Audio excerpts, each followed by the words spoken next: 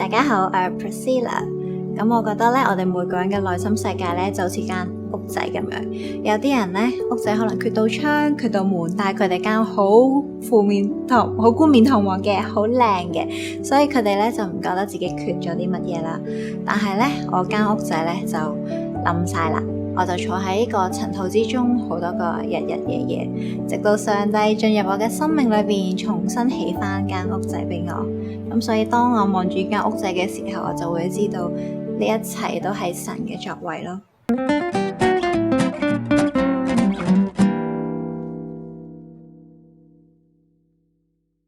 咁我成為基督徒之前嘅生命係點樣嘅呢？簡單嚟講呢，就係唔開心。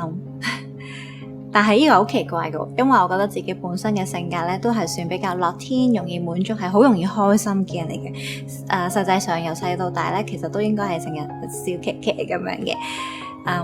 但係咧，嗰陣會變得好唔開心，係裡面有好多錯誤毒性嘅思想喺度，我個核心嘅信念啲 core beliefs 係錯嘅，咁所以咧就會衍生好多咁樣嘅情緒啦。我爸爸媽媽咧就喺我初中嘅時候開始擾攘離婚啦，咁所以屋企裏邊咧，其實幾唔平靜嘅。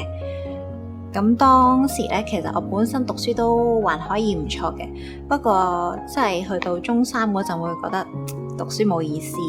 人生都冇意思，即係努力唔知要為乜咁樣。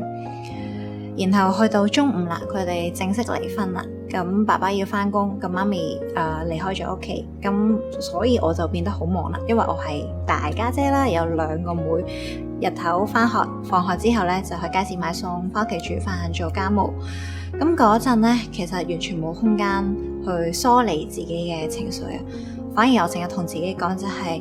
依家咧已經係谷底啦，我應該要開心，因為谷底唯一嘅路咧就係向上嘅路，唔會再差得過依家噶，我要努力，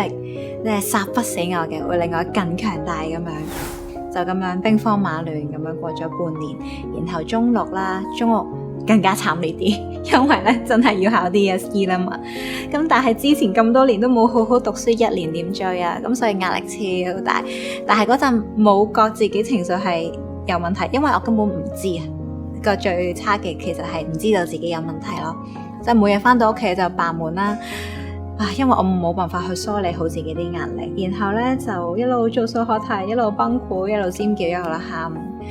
去到考 DSE 前1個月咧，其實有啲完全係躺平咁嘅狀態。我阿爸望住我話：死啊！你未上戰場已經係打敗仗咁嘅樣，就係咁樣去過咗呢個 DSE 嘅。咁但係好感恩咧，都叫做幸運碌咗入大學喎。所以入大學頭1個月咧係好開心噶，因為叫成功上岸啊嘛。但係第2個月咧就開始頹啦。因為入咗大學都好辛苦，都唔容易嘅，都有好多嘢要做，壓力都好大。而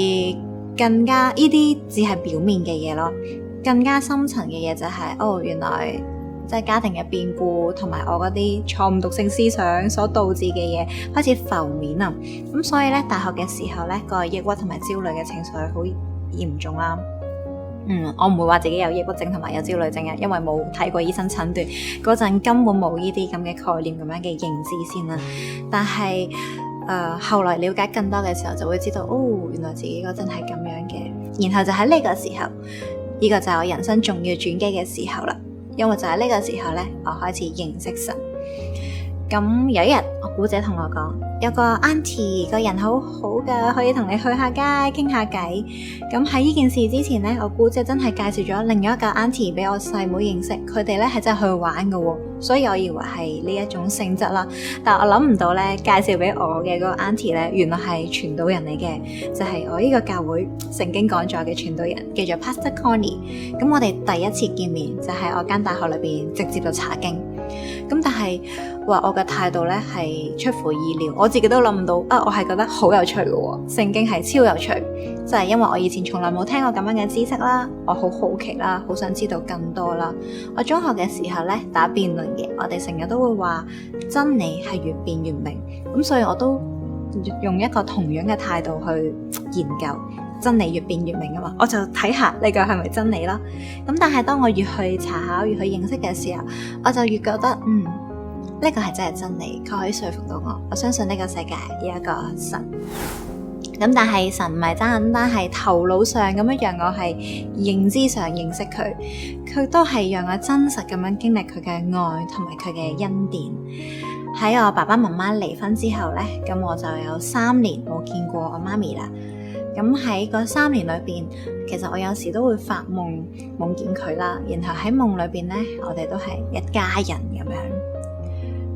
但係我冇選擇去聯絡佢，係因為呢，我唔知道要點樣去面對佢嘅。其實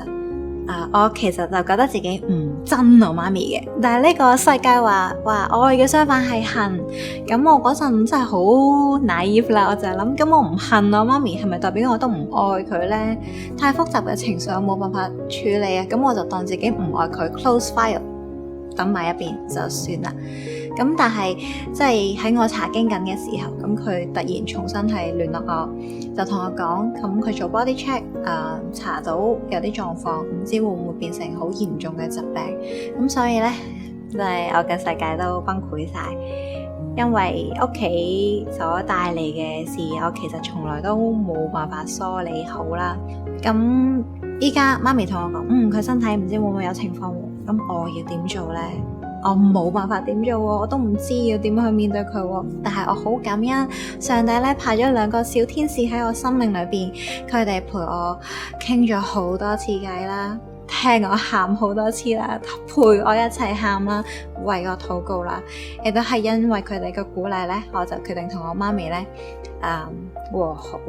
我記得喺一個公園裏邊啊，我就握住我媽咪隻手，係捉住佢隻手，我同佢講，上帝喺我哋都仲係罪人嘅時候就為我哋死，咁我哋今日有乜嘢唔可以彼此原諒嘅呢？就係咁樣，我哋一步一步慢慢恢復咗關係。開頭都有啲生疏嘅，咁但係真係慢慢嚟啦。然後而家有幾年過去啦，即係我可以攬住我媽咪同佢講 I love you 咁樣咯，就係上帝